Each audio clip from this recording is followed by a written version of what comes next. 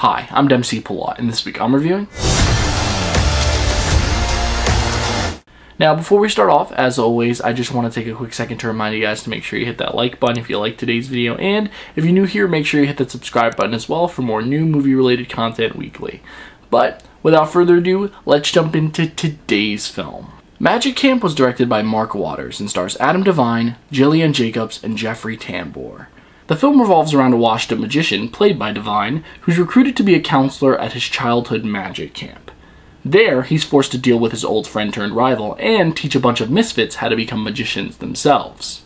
Now, this film was announced nearly 4 years ago, but it's been sitting on a shelf somewhere at Disney for nearly 3, and after having seen it finally, I kind of understand why it took so long for the company to release it. Not to say that it's dated or anything either, it's just that, well, it's very cliched. For one, imagine if you took heavyweights in School of Rock and they had a baby, and you gave that baby some bicycle playing cards. That would be this film. Now, it's not awful either, okay? It's just extremely close to both of those films, very similar, yet at the same time, it lacks all the heart and the humor that makes both of those films enjoyable.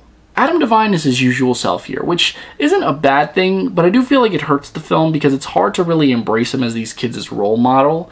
Now, he's not cursing or doing anything risque, but he just feels really out of place. Gillian Jacobs and Jeffrey Tambor, too. Honestly, I feel like this film focused way too much on the adult characters instead of the kids, which are easily the most important and arguably the most entertaining aspect of the film.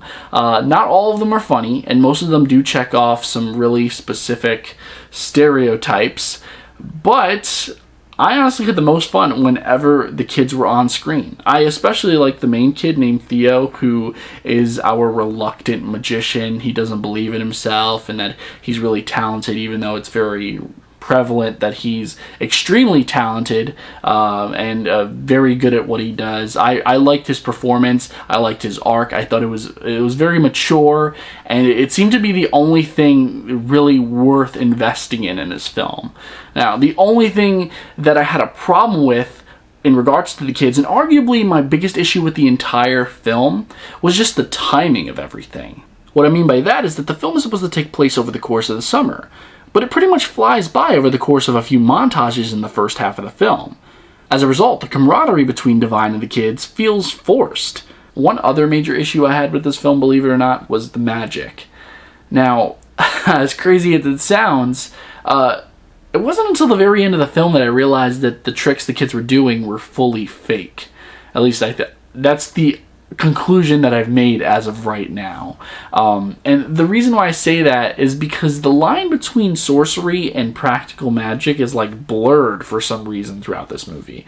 I'm like 90% sure at the very beginning of this film that Adam Devine just creates a $20 bill. It's not, he doesn't pull one out of his pocket or he does a sleight of hand. He full on creates a $20 bill.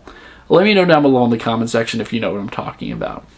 And yeah, from that point forward, I was really convinced that Magic Camp was going to be like some sort of Hogwarts. We were really going to see, wizards and witches and whatnot. I'm like, okay, this is real magic. After watching the movie in its entirety, though, I can now confirm that that is not the case. Maybe. Not only is it hard to suspend your disbelief for some of the tricks that we see, but most of them don't seem practical either. Overall, though, Magic Camp is just fine. I mean, with the exception of Devine, Jacobs, and Tambor, it still feels like a Disney Channel original movie, except with a slightly bigger budget, but that's not necessarily a bad thing. I guess what I'm trying to say is that, even though it's not the worst film that I've seen all year, it still could use just a little bit more pixie dust. And for that, I'm going to give this film 2 stars. Sick burn. Spoiler alert!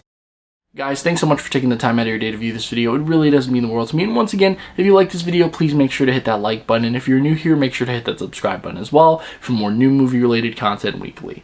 Now, if you happen to see this movie, if you loved it, if you hated it, let me know what you thought about it down below in the comment section. I look forward to reading and responding to all of your comments. But that's pretty much all the time that I have for you guys today. Be on the lookout for more new content shortly. As a matter of fact, I do have some other stuff I'm currently working on. I'm always working on new stuff. So I should just probably get back to work. Until next time, I'm Dempsey Palat. Take care.